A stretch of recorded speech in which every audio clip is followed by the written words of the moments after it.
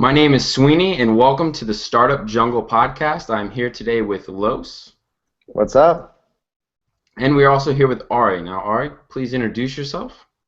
Hi, everyone. I'm Ari Meisel from the productivity and wellness blog lessdoing.com. And now, you have a very interesting story how you originally got started with Less Doing. I know you're in construction, which is unusual to go from construction to blogger consultant. So, do you want to explain that transition a little bit? It's probably pretty unusual to go from the Wharton School of Business to being a carpenter, too. I was in construction and doing real estate development in upstate New York for 3 or 4 years, I think, doing a pretty interesting project, but it was very hard, and I was living a very unhealthy life. And at the end of that project, I was diagnosed with Crohn's disease. So for those who don't know, Crohn's is a chronic inflammation of the digestive tract. It causes a lot of pain, and it's it's not very well understood, and I was put on a lot of medicine and was not really getting better. I was getting much sicker. So through a long process of self-tracking and self-experimentation, I was able to get off my meds and ended up competing in Ironman France, which was amazing considering where I had been. But there was still this large component of stress that was affecting my life and my illness, as well as obviously people's lives in general. So to deal with the stress aspect, I created a system of productivity called Less Doing, which is all about optimizing, automating, and outsource everything in your life in order to be more effective and basically free up as much time as possible so you can reclaim your mind and do the things that you want to do. All right, so I have the 9 fundamentals over here, and I see you also call it achievement architecture. Yeah, that's sort of the coaching framework that I came up with. Yes, it's sort of goal setting and how you get there, regardless of what that goal is or how insurmountable the hurdles in the way might seem. So it's sort of figuring out what that achievement's going to be and then designing the path to get there. Regardless of obstacles and other problems, I imagine. Or anything else. So I see you have the 9 fundamentals. So you have the 80-20 rule, creating the external brain, customization, choosing your own work week, stop running errands, batching, organization, finances, and wellness. Now, the first one that sticks out, I'm going to hope that most people are familiar with the 80-20 rule. The first one that sticks out to me is creating the external brain. Well, I should say that the 80-20 rule, I also apply it kind of differently. For me, it's really a moniker for constantly tracking everything that we do. So, but yeah, the external brain is a big one. It's about the fact that we just don't have the mental capacity to process everything that goes on in our lives, and most people try to do too many things at one time, and even coming up with new ideas is difficult because we have a limited amount of bandwidth to not only ideate but to do anything about them. So the idea of the external brain is essentially that if you have an idea in your head, you have to get it out of your head as quickly as possible. So I'm a big fan of Evernote for that. But it really gets, the external brain is sort of the heart of Less Doing. It's really about how you get those ideas out of your head, then how you start to automate a lot of the processes in your life and identify what those processes are and make them more efficient, and ideally, eventually, outsource things completely to either virtual assistants or a specialist, whatever that might be. It's a whole sort of arc to it. So we use Evernote all the time, and we were reading that you're a big fan of Evernote as well. How are you using Evernote to systemize stuff? Because you do a lot of stuff. You know what I mean? You do a lot of broad range things, and it even says in your blog that you're reading thousands of articles and things like that. So how do you create that system to still do less but be so productive? So one of the things that I really tell people and push people is that Evernote is the kind of thing that you should be overusing. You don't need to know if it's a good idea or a bad idea, or if it's even relevant or will ever be relevant. Just you captured it. That's the point. Or you had the idea and you need to capture it. Because the way that Evernote's set up, sort of the more information you have in there, the more useful it is to you, because they have I'm assuming there's algorithms in the background, but basically their search functionality is really good. And one of the ways that this comes really out in a concrete way is that if you're using the web clipper for Evernote, which is the plugin for Chrome and Safari and a few other browsers, where if you're looking at an article or a blog post or a YouTube video or a SoundCloud song, you just click that button, that little button, and it'll grab it and put it into your Evernote. And what's so cool about that is as you start to use it more and more, it starts to provide you different information. So what happens is that after you have a certain amount of notes in there, and in my case I have over 9,000 at this point, everything that I clip, this happens. And what happens is you clip something and it pops up and says, oh, by the way, these are 3 relevant notes from your Evernote. And it's literally like the light bulb in your head going off when you remember something from your past, because it's amazing. I might clip an article today about a deadlift technique. I can't think of anything, or probiotics. Let's say probiotics. And then maybe it'll pop up with 3 notes that I have, and one of those notes might be a TED Talk that I clipped a year ago that somebody mentioned microbiome in it, and then 6 months earlier there was an article in the New York Times about some breakthrough thing that I posted, and then 2 days ago I found some mention on a blog about something having to do with probiotics, and all of a sudden all these 3 things have come together. So it's like an incredibly cohesive thought that I really can act on and do something about, even though the individual pieces didn't have any sense to them at the time. Gotcha. Makes a lot of so sense. It really is, overuse it. Don't think about it. If you have the idea, get it out of your head. So let's talk a little bit also about batching, because I do batching for products and working and things like that. But how are you using batching? So batching is an interesting one because it sort of crosses every part of life. You can batch how you deal with paperwork. You can batch how you deal with your email. You can batch how you make meals. Making lunch for the week in a slow cooker on a Sunday is batching, and a lot of people will do that kind of thing, and it really that is a big time saver for a lot of people.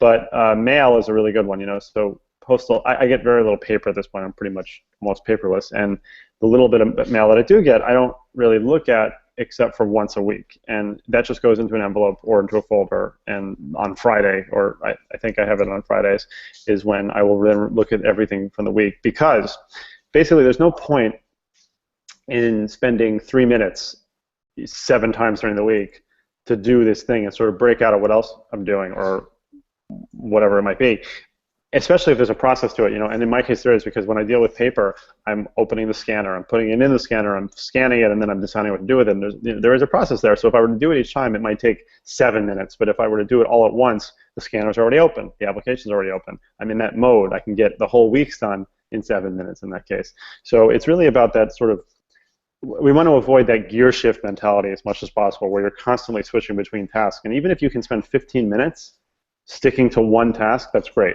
The Pomodoro technique is a really good example of batching. Yeah. You're familiar with that, right? Yeah. There. Also, I noticed you're kind of big on dropping the to-do lists. To-do lists are evil.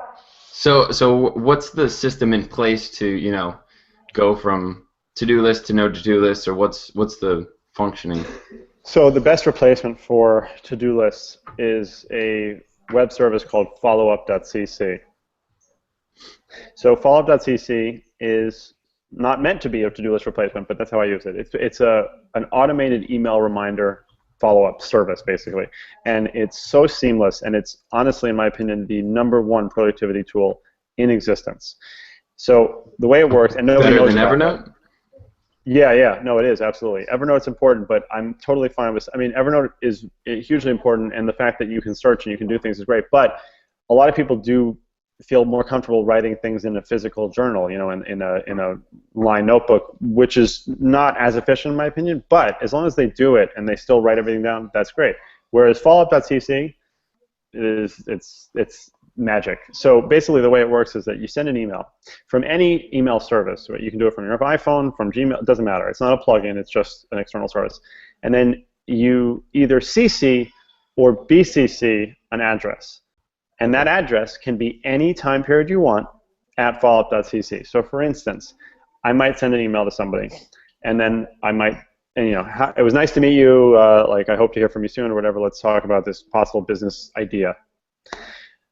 Most people would send that, and then it would be stuck in their head, because for the next 2 days they're thinking, did they get back to me? Oh wait, maybe they did get back to me, I didn't get back to them. And it's actually one of the largest sources of stress surrounding email, is that concern over follow-up and the lack of sort of understanding. And you can't possibly keep track of all those things, because even not very busy people send at least a dozen or more emails a day, so you can't keep track of that stuff. So all you do is you say, in my case, I'd send that email, and then I'd say BCC 3 days at followup.cc. And then what happens is 3 days later, that email comes back to my inbox with a little snooze functionality, and it's got a reminder to it. So two things can happen at that point. I can say, oh, they did get back to me, cool. And so it's a reminder of something that actually got done. Or I can say, they didn't get back to me, but I know that they're out of town today or something. I heard from a friend that that guy's not here today, so I will snooze this for 1 day. Or I guess there's a third option where I can be like, well, no, he didn't get back to me. I want to follow up. This is important, and then I can follow up. But the point is this: is that once you start to get into that habit and you start to trust it, within 5 seconds of hitting the send button, if I have a followup.cc on that email, I could not tell you what that email is about, and that is a beautiful thing because it's a real waste of brain resources to be thinking about those things all the time and be worrying about them and wondering. And the way that it works as a to-do list is because you don't have to worry about prioritization. You don't have to worry about making a to-do list. All you have to do is work on your timing. Every task, no matter what it is, has a timing associated with it, whether it's a time that it has to be started, checked on, or finished. And there is a better time for you, and there's a better time for you to do that task than there is for me to do that task, depending on what it is, whether it's writing, grocery shopping, filling out a prescription, whatever it might be. There are better times for you to do certain things, and the idea is to have those things come to you at the time that you can actually deal with them. And the reason that followup.cc makes that so easy is because of that snooze functionality. So for example, I'm sorry to keep going on here, but I'm almost done with this. No. So for example, let's say that I think that something comes in, either I get an email from someone or I get a bill payment notification, whatever it might be. So today is Friday, right? So I think that Tuesday at 10 a.m. is going to be a good time to deal with this because I got a free moment in my calendar and that's a good whatever. 10 a.m. comes on Tuesday, and I'm on a phone call that I wasn't expecting to be on, and that email comes in. Now that I'm at that new decision point, I can say, okay, I'll be off the phone in 15 minutes. This is only going to take me a few minutes to finish this. I can deal with it then. So if it was 15 minutes, I wouldn't even snooze it. I would just deal with it then. Or I can say, well, now that 3 days has passed, I know more. I'm a wiser person. 3 days has gone by, and you learn more things, or just it's a different place. Then I can say, you know what, this actually can wait till next week. And then I can snooze it for a week. But eventually you learn when those times are the best for you. So you can get rid of your to-do list. And to-do lists, again, will destroy you. They are absolutely anti-productive and terrible. So it's almost a way of moving it to scheduling and kind of having, I mean, I definitely see where it fits into the external brain because you're getting it out of your head, and it's another way to do that. But then you're also kind of pushing it onto a schedule, a time where you feel like you can deal with it better. Well, the thing is that people don't want to accept is that we have to treat ourselves a little bit stupid. We have to automate more. We have to think about less. We have to corral ourselves a little bit so that we don't have as many decisions to make, because no matter how intelligent you are, we have a lack of willpower. We have a limited amount of willpower, and you use it up. And a lot of people, it happens around 2 or 3 o'clock when they get that first sugar crash where they want that cup of coffee. But if you'll ever notice, you're much worse at avoiding bad decisions the longer the day goes on. And as such, if you ever want to make sure that you're getting the most truthful answer you can out of somebody, ask them in the morning. Smart. So, sorry, my voice is kind of going. But I want to ask you about outsourcing and automation when it comes to startups. A lot of startups, a lot of people building businesses feel that they need to have that 60-hour work week, even 70. I was talking to a big guy. He was even saying, I'm automating all my stuff so I can work 60, 70 hours. I kind of don't believe in that because I feel like you just can't humanly produce that much good stuff in that long a time. You're getting burnt out, health-wise, etc. So what is your suggestion for things like that? I cannot stand when I hear that from people. The whole head down thing, this new thing about being head down, that doesn't make you a better badge of honor. Yeah, and it's a horrible one. It doesn't make you a better business person. It certainly doesn't make you a better person. So the problem with that is that, especially nowadays, we're in an ever-changing world, and things change very quickly, and new information comes out very quickly, and it's available very quickly, and it's not only available to you, it's available to everybody else. So if you're head down and you're buried in code, or you're just, making work for the sake of making work, that's really horrible, and that shouldn't be encouraged ever. I'm really adamant about that. It's a really, really terrible thing that's become popular, and I don't think that it produces particularly successful companies, and it burns people out. So you may have somebody who's very intelligent, and they basically use up their talent that way, and then they're never good again. And I really mean that.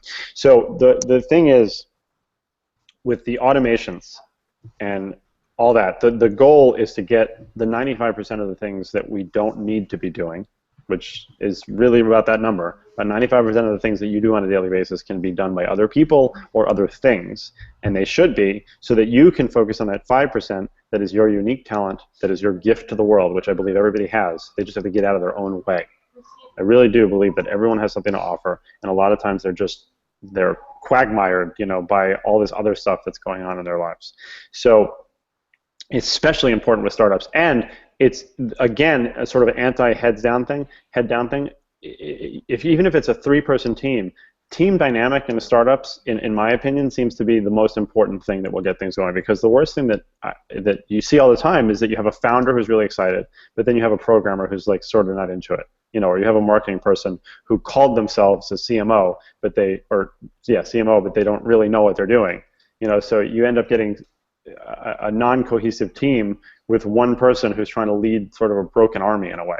Whereas if you actually focus on a team dynamic and you take an hour off of work and you work out together, and you actually have a bond that way, it's a very different experience and much more important than who wrote more code this week.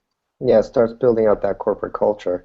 I think a lot of people too as well have this psychological problem with being okay with saying, no, I didn't really do that much. I knocked out what I needed to knock out, rather than, oh no, I'm working 100 hours. I work harder than you.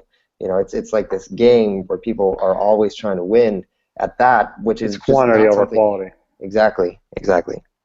Yeah. So how do you use your kind of get more technical with us? How do you use personal assistants for your blog posts? Because I noticed you're pretty productive there, and you curate a lot of content. You mentioned in your best of the week that you read hundreds of sources and whatnot. So what's that process actually look like? So I try to be as transparent as possible. So those posts actually say that they were created by a virtual assistant, but I curate the content, which again is that perfect moniker of that 5% versus 95%. I'm the one who has to be curating the content, but everything else that goes along with that, putting it together, creating the blog post, the SEO, the images, all that stuff is not something that I need to, or that I'm particularly good at doing. And yes, of course I can do it, but I don't want to, and nor should I. So first of all, I issue approximately 230 tasks a month on average, just so you know, and a lot of those are automatically assigned because I do such a high volume of putting out tasks to virtual assistants that I can't even assign them all myself. So a lot of that stuff is automatically created. And yeah, so that process is really important. And one of the things in the 80-20 rule is actually something I call creating the manual of you, which is where you're identifying those processes in your daily lives and actually breaking them down into steps so that you can make them simple enough and straightforward enough that somebody else, hopefully someone else, or at least some sort of automation, but ideally somebody else can follow those instructions without having any errors. So I will look actually right now. The process of creating my Friday blog post is 12 steps. So when I first wrote that down, it was probably more like 30. And I've been able to automate a lot of that and optimize most of it. And now it is a 12-step process. And because I use Fancy Hands as my virtual assistant, I'm always getting someone different. It's what's known as an on-demand virtual assistant service, and which is a great restriction, honestly, a great parameter to put on yourself, because I have to write something that somebody who has no training in what I do and may never do this again and maybe never did it before has to do this and execute it just as well as everybody else has done it. So it's 12 perfect steps that I feel confident I could give to either of you, and either of you could probably put up my blog post for the Friday. But as far as how I create the content, or curate the content, I use Feedly to read, I think, let me see, 225 different blogs. And that averages out to probably 1,000 posts a day. Right now I have 683 that I need to read today, but that'll keep going, obviously. I'm not going to get to that till later tonight. And I don't usually read blog posts until late in the evening. But with Feedly, I can go through very quickly, and at this point, I know sometimes without reading the article that based on the headline, it's interesting enough. So I sort of have two levels. Either I buffer things, and if I add things to buffer, it'll post out to everywhere, and it will also, because of IFTTT, which I'll talk about more, it will add it to Evernote. It will put it out on all the different social media streams like Digo and I don't even know some of them. Honestly, there's some that I've set up with IFTTT and I never looked at, but it's just another channel because why not, right? It's free and it's easy and it's quick. So if I add a certain tag, like if I add SSR as a hashtag, then that's a recipe, and that takes me 2 seconds, and that will be something that will go towards the recipe section of the Friday post. If I get a task done by Fancy Hands that I really like, that they do a really great job on, Fancy Hands makes it really easy to just give those people a thumbs up, and if you give them a thumbs up, you can share it to Twitter and Facebook, and it'll be like, oh, I just got this great task done. So then I'll describe the task very quickly, on Twitter, so it's 140 characters or less, and then I will do the hashtag TTask, which is top task, and that's where they get the tasks from. Then the stuff that they actually have the interesting links. So I said I have two levels. I buffer things that are interesting, but things that are really amazing that I need to share with my community or my audience, those go to Delicious links. Those are the only ones that go to Delicious, and then basically the virtual assistant is instructed to look at the last week's worth of Delicious links and create the post based on those. So I could probably, like if I just sat down and went straight through 1,000 blog posts, which I don't do, I usually break it up, but if I did that, honestly, I could probably get through 1,000 blog posts in about a half an hour in that manner. And I would and here's another thing that's funny. The really, really, really interesting ones that I put to Delicious, I don't actually read those in their entirety until I see my Friday post pop up in my feed. That's when I actually go through all of it. So what are you doing to systemize this? Are you using Trello? Are you using Basecamp? Not even. Don't need to get that complicated. So IFTTT is one of the greatest sites there is. If this and that creates all these automations between different web services. If you really want to go steroids on it, then you go to Zapier, and Zapier can make a one-person company seem like a 100-person company in 2 seconds. It's kind of amazing. So what happens is that every Friday morning around 4 o'clock, IFTTT sends an email to the virtual assistant, to Fancy Hands, and says, create the Friday post for this week, follow the instructions in this shared Evernote notebook. That's it. And then they go to that link, and that link has the 12 steps. And in that 12 steps, there's, it says go to the WordPress dashboard, and it's linked to that with my login and username and password. And then it says, the title should be this, change the month and day. For the link section, do this. For the recipe section, do this. For the top task section, do this. And for the Instagram section, do this. And it's all hyperlinked so that it's even, smaller and more compact. And the 12th step I might be able to get rid of actually because it says published immediately. I used to have it say like I used to have this done on like a Wednesday and then publish it Friday. Mm-hmm. But now Fancy Hands gets like the average response time for me on a Fancy Hands task is something like 17 minutes. So that's incredible because I was using a lot of Trello, and it gets to the point where getting on your Trello is a task. And it's a long one. Setting up your Trello, moving everything in, getting the attachments, making sure people are working. It's a pain. So it's definitely it turned into an unproductive thing. The process of the process. Yeah. Right. Exactly. So, side note, because you've done a lot. So you've gone from the blog. So you've had Skillshare and Udemy courses, and recently you got a book deal with Penguin. Is that still? Yeah, I hope so. Yeah, so the book, okay, so I started with the blog, and then I started teaching the Skillshare classes, and then I put all the classes online, so Udemy is where it's at now, and I love Udemy. It's a great, great platform, and really good way to test content and check things out. And not the Udemy course, but I think I gave a talk, and there was a publisher, an editor from Penguin there, and we met, and then I had already had the manuscript written, actually. So the book is coming out April 3rd. Okay. Yeah. Less doing, more living. How much of the book was outsourced?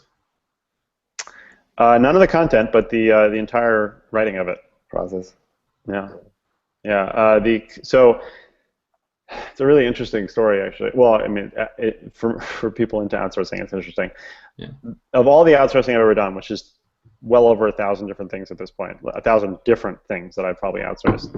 The 2 times that it went really bad, the only 2 times, was when I tried to have a ghostwriter do something, because I am not a very good writer, which means that it's really hard to find a ghostwriter to write in my voice.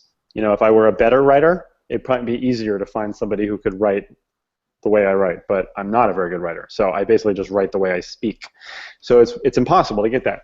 So the first 2 times I did that, not only did it go badly, but the second time that we actually had to have like dispute resolution with Elance, because the person clearly outsourced their writing of it to someone else, and it was ridiculous, which happens a lot, by the way.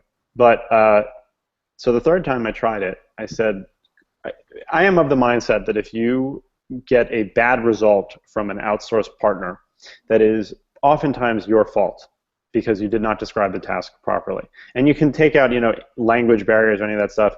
If you describe a task properly, which is a skill, delegation is a skill. If you do that properly, then it should be able to be done by anybody of, reasonable intelligence who can read the language that you wrote it in. So I believe that to be true in that case, and I think that I made a mistake. So I tried to figure out how I could do it better. And the third time I did it, I said, but previously I said, read these 5 blog posts, or read these 9 blog posts and turn it into something cohesive, or listen to this podcast, and it put all this. It didn't work. So the third time I said, take my online course and then write a book, create that content into something that's cohesive. And the woman nailed it the first time, like really just nailed it.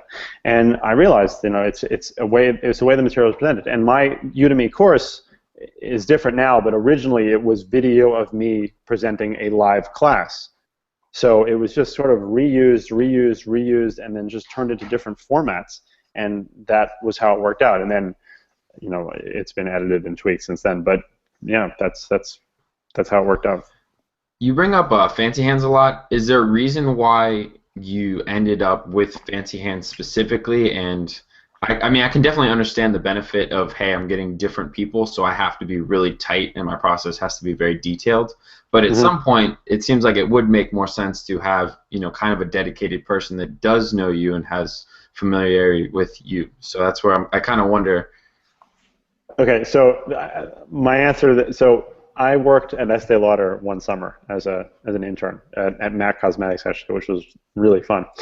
And Ron Lauder is, a billionaire, and we were doing something, and I was talking to his personal secretary, and she was planning a flight for him, whatever, and he had NetJets,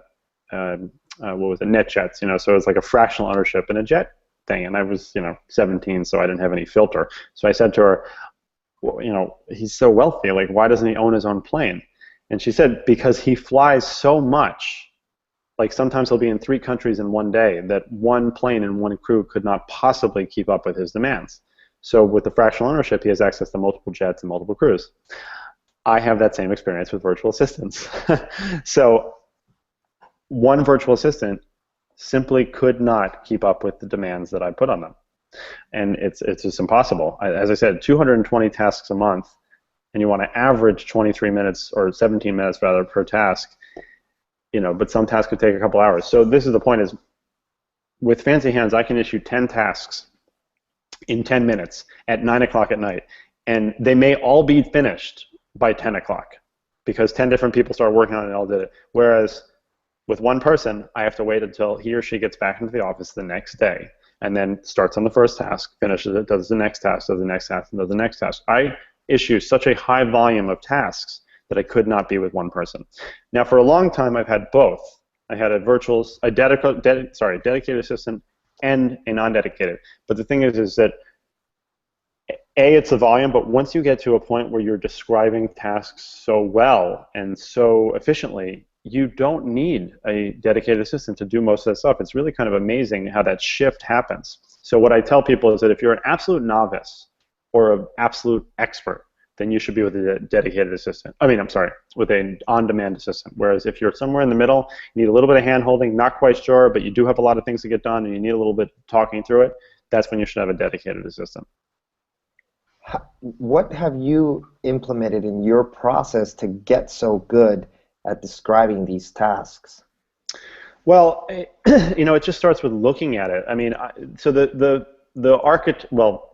framework of Less Doing is to optimize, then automate, then outsource. And it's very important to go in that order, because if you try to outsource an inefficient task, it does not get more efficient. So the example I like to give for this, for the process stuff, is paying a bill. So if I were to say to one of you right now, pay this bill, and I hand you a bill, you would have no idea how I want that bill paid, right? So the problem is that a task like that is the kind of thing that you don't know how it's done either. You just do it. If I actually asked you, how do you pay a bill, you probably would have to think about it for a minute, and even then you wouldn't get all the steps. So when I first looked at that, for me, it was 27 steps, okay? So it was go to the Bank of America website, log in with this username and password, go to the payee section. If the payee does not exist, then go to this section, add the payee with this information. If the payee does already exist, go to this section. And this was also parallel to open the scanning application, scan it, put the document in Dropbox or whatever it needed to be in. So 27 steps. So right away, I could look at that and I could say, without any other information, I could say, okay, well, step 22 and 23 are kind of redundant, so I can combine those. And it's not going to be clear to someone how you got from step 14 to step 15. I have to explain that a little better. So I got it down to 22 steps. And right away, it was like, okay, great. I've already made this process 25% or 20% more efficient, which is true. It's great. So if nothing else, if you create a sort of checklist for yourself that is better, it's just like finding a better way to get to school or to get to work. Like all of a sudden, it's really exciting, and you know a better way to do it. It's the same thing. We get into these ruts, and we get into these autopilot modes where we just do things without actually thinking about what is required to do them. So 22 steps. But then I could look at it and say, oh, well, there's this website called Sort My Box. And if you put a document into Dropbox with this particular name, it can automatically move it to this other folder.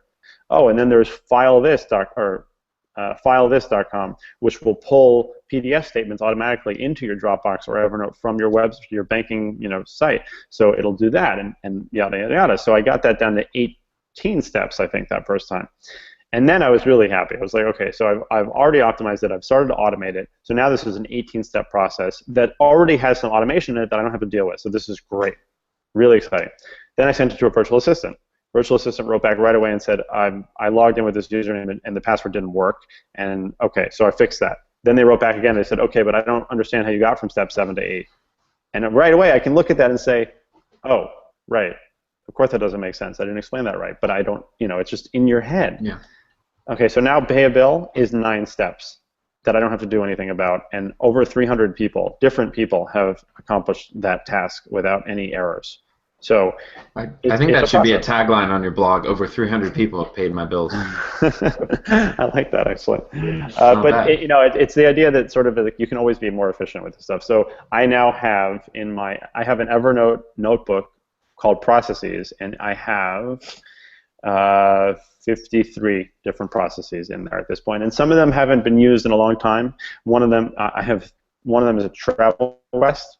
So in that one, it shows all the different sites that I have points on and usernames for those sites and where I like to look for things, and where you can look for events that might be going on at that time. That how to edit a podcast. My favorite one, which I'm really proud of, which they call the Human Autoresponder. You want me to talk about that one? 100%. So the Human Autoresponder So I was really excited one day. I got the Google Activity Report, and it showed that I had gotten I think it was like 17,000 emails in the month of, I want to say, October, and I had sent 330 emails, which is amazing. So, and like if somebody says great, thanks, a lot of times I won't respond. Like there's a boomerang effect of email. The more email you send, the more you get. That's a known thing. So I was really excited about that, but I was like, hey, not enough. Let's do better. So the Human Autoresponder is, you can you can foresee the kinds of questions that people might ask you, especially if you have a website or a blog, or you just do something on a regular basis. You might know that somebody's going to ask about this product or this service, or they might complain about something wrong with whatever it is. You can kind of foresee that.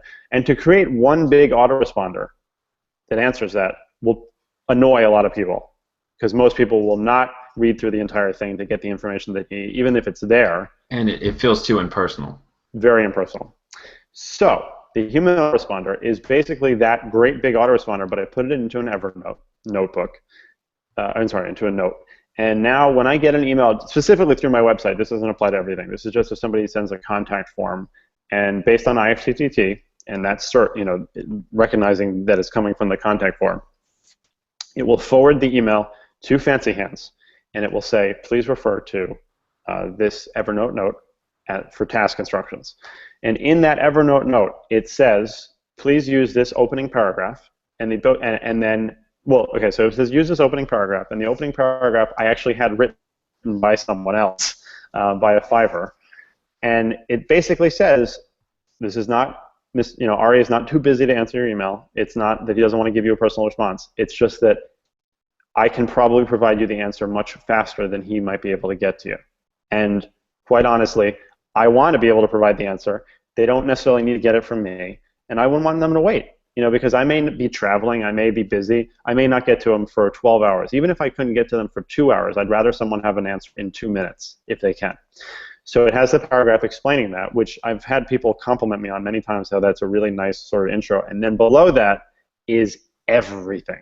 All the possible information that anybody could ever ask about me that I've encountered before. And it instructs the Fancy Hands, who, by the way, a virtual assistant is more or less a customer service representative who should have some skill set in that arena, and is probably better at crafting that response than you would be anyway. It says, use this information to craft a personal response, providing the person with the information that they need. So every time they're getting a nice, maybe it's a single mom in Illinois, and maybe it's, a retired gentleman in Seattle, but every time it's going to be sort of a nicer, informative response. And it includes, I even have, like, if the person is emailing because they couldn't have access to a course or there was some problem with a class, here's the information to give them, my ebook for free or something, and use your judgment. So I have, based on that, I was able to answer like 60% less emails. That's insane. You are. And I still answer some of those emails personally, but the Fancy Hands, they get their answer in the meantime very quickly. Exactly. Yeah. Exactly. How do you? Well, I want to ask this real quick, because it seems like the next step. Is there any way that you're outsourcing, in your life currently, with, say, like local people that do your laundry or cook for you or handle other tasks outside of the Fancy Hands? So I live in the country now, so I don't, when I was in New York City, there was a lot of that going on, a lot of TaskRabbit stuff, a lot of Uber and kitchen surfing is one of my favorites for private chefs. But part of my motivation, a big part of my motivation is my family and my children. So basically, my wife and I joke that we're both I'm a stay-at-home dad and she's a stay-at-home mom, even though we're doing something all the time. So we do a lot of that ourselves now. But Amazon Subscribe and Save is sort of the that's a big part of the stop running errands, is to not have to worry about buying things like paper towels and batteries and dog food and all that stuff. So that's thousands of hours of time saved. Yeah, very true. So I wanted to ask a little bit about, because we're kind of running out of time, but how are you thinking that startups could automate and systemize and optimize their health? Because going back to the whole 60, 70 hours, and sometimes I'm pretty healthy. I mean, I'm drinking a green juice right now, and I still forget to eat. I forget to, do the normal things that people should be doing. So health-wise, sometimes it takes a shot when you're trying to be productive. Right. Well, that is another reason why the head down thing doesn't work. A company that has lunch together, I think, is a really good thing. Google spends about $80 million a year on food for their employees and their employees' families in a lot of cases. So there are simple ways to implement health. There are simple ways to sort of get things going. But as a group dynamic, I think it's really easy to do an exercise class together once a week or something. Less is more in a lot of this case. You don't have to do tons of stuff. It doesn't have to be things every day. But sleep and nutrition and fitness are really sort of the cornerstones of how you do that. And that goes into some of the biohacking stuff. We can talk about that if you want, but it's a little bit involved. Bulletproof coffee. Yeah, so bulletproof coffee is a great thing. It's a tool, though. That's the thing. A lot of these things are tools.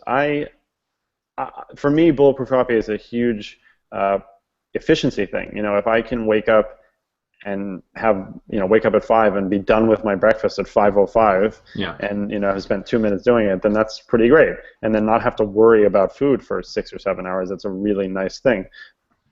Doing it every day, I don't necessarily think that that's necessary, and just doing it because is also not a good one. But it does definitely provide a lot of mental clarity, and there's a lot of ways to sort of hack your mind as well. There's a really great supplement called Alpha Brain, which is really great at helping with focus and attention. It's not a drug. It's all natural elements that have been really well studied. Neurotropics.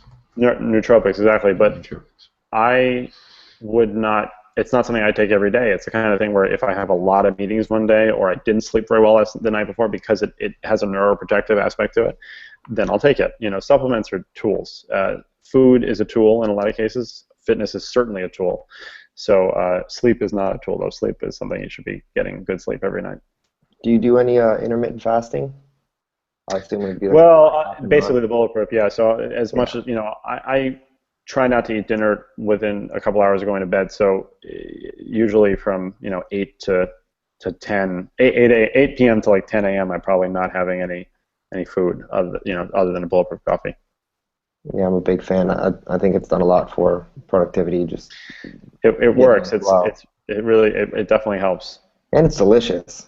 Yes, there's that too. It's a little weird when people are like, "Oh, I put butter in my coffee. I put coconut oil in my coffee." They're like, I don't know why it's any weirder than putting cream in your coffie. Like, it's the same thing. It's true. It's just a little higher fat content. Yeah.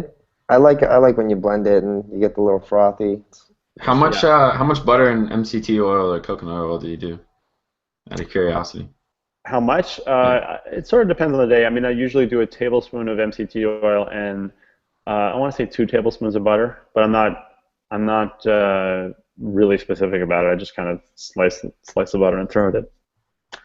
Random question, because I always thought these things were the biggest, they just sound so fake and unreal, but I've been seeing more supporting evidence. The earthing sheets. It's real. It is totally real. So, I mean, how do you use them currently? Do you have any kind of like, hey, I use them and I've noticed this? So I was telling him, I always tell Los, I'm like, whenever we go on, flights and stuff, I'm like, we gotta hit the grass. We gotta go get our feet in the grass. Right, and so I don't use earthing sheets because I do that. I'm here in the country. I can walk on the beach when I want. I can walk on the grass, so I don't necessarily need that per se. I actually spend a lot of time barefoot, and we have wood floors in our house, and we're sort of connected to the earth a lot more. But for those who don't, it really does help with sleep. It really helps with recovery. I've had several clients use them and not tell their significant other, and the significant other wakes up in the morning and says they had a great night's sleep. I mean, it's a legitimate thing. It's not woo-woo. Like, we do lose that sort of electrical balance, and we do need an electrostatic balance. Like, we do. Everything has that charge, and you need those negative ions from the earth, which, by the way, the negative ions draw out toxins. Do you think it's better to use it for sleep, or to use one like under your computer, for your feet, or just whatever works best for you? For sleep, I think. Well, yeah, I guess whatever works best for you, but definitely for sleep. You're spending 8 hours or more on it, or less, but you're spending a good bunch of time on it and in a relaxed position. So I think you get the most benefit from it that way. Okay. I'm gonna have to try that. Yeah, no, it's legit. And I just downloaded Stress Doctor last night. The biofeedback iPhone tool. Have you actually used it? I saw you recommended it. I mean, Best Actor, I require everyone that I work with to use it. HRV is a amazing technology, and there's a number of ways to work with it, but Stress Doctor is great. I love having people use Stress Doctor at night, and a lot of them tell me they can't even get through the 5 minutes because they pass out. Nice. We're gonna have to have you back just for a biohacking episode. Oh, my pleasure. We can go on about that for a while. And I do, real quick though, I feel like coaching it seems a bit unscalable for the man that, automates and optimizes, but I guess it kind of is, that's not the right answer, because the point is, finding your 5%, so maybe your 5% is that, kind of coaching, so it's clearing out everything else so you can do that, or? Well, I have a sort of a process. Some people might call it a sales funnel, but that's not really what it's supposed to be. I feel like What? No, well, being marketing guys, we understand sales funnels, so we can Well, no, but I'm respect saying it from that's not the purpose of this, but it Mhm. really, it sort of does work out that way. Is that I really want people to go through my online courses first, and I set them up that way so that they can really get the majority of that information. You know, I see a lot of common issues, so based on that, I've created as much coursework and as much sort of common stuff as I can so that they can get those answers. And, you know, 9 out of 10 times the person doesn't end up coming back to me for coaching, but they do go through the courses, they do go through the ebook, they might buy the book. So I really limit my coaching that way. And, you know, I try to, I'm not try to, I don't take on more than 8 clients at a time. And I don't have clients that I work with for years on end. I don't want that. The typical engagement for me is 3 months because we usually solve the problem, you know, and then it might be a quick phone call every now and then, but that's basically the way it works. And then the step sort of before that is the Clarity .fm stuff, which thank you for pointing that out, by the way. I fixed that. Clarity is great, you know, because it's per minute phone call, which the first time I saw that I thought it was really kind of sleazy, but the truth is that a lot of people don't need an hour with me. You know, they might need 10 minutes. And they are happy to pay for that, and I'm happy to get paid for that. But before that, you have people who just have a quick question, you know, and then it just takes your time, and it's really not fair. Especially something like that makes somebody think twice before they ask a question that they might be able to find somewhere else. You know, and I'll always answer questions for free when somebody puts a relevant question in a comment on a blog post. So, you know, I try to sort of manage that stuff as much as possible. So I think that's perfect opportunity for you to segue. Obviously, people can reach you at the Less Doing blog, and you have the Less Doing podcast. Yes. And which would be a good course if someone wanted to, you know, they like what you're saying here, they want to kind of get more into you. So, you know, if you like online learning, then, you know, the Udemy course about the art of less doing, which is my main one. I have 3 courses, but that's the main one where you can really learn the fundamentals. You can also pick up the book. That would be great. You know, lessdoingbook.com. I have a really cool promotion going for people who buy 1 or more copies, actually, and they can get really the baseline there. And then if there's something beyond, do you want to tell us that promotion you have going on? Oh, it's just if you buy, well, it's a lot of things actually, but if you buy 1 book, it's something, you know, 3, 5, 10 books, you get like coaching with me and some bulletproof coffee actually is one of the prizes, discounts on a lot of the services are recommended, Followup CC, I done this, Evernote, all that kind of stuff, EverContact rather. So you're just getting all sorts of sort of swag along with that if you buy multiple copies. Nice. Awesome. Well, thanks a lot for being on the podcast, man.